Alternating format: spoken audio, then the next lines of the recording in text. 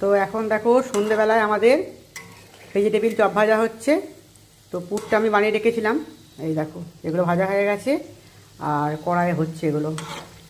তো সন্ধ্যার টিফিন গরম গরম ভেজিটেবিল চপ আর তার সঙ্গে এই যে মশলা টি। এ দেখো হাত বাড়াচ্ছি। তো মশলার টি একদম রেডি।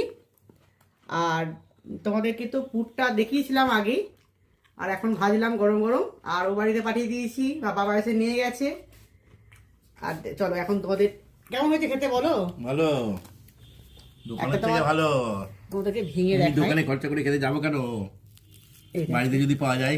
এই যে এখনো গরম রয়েছে। আর এই মুড়ি দিয়েছি। তোর এক্ষুনি ফিরলো পরীক্ষা দিয়ে, মেয়ে ফিরলো এক্ষুনি। তো চলো গরম গরম খেয়ে নিই।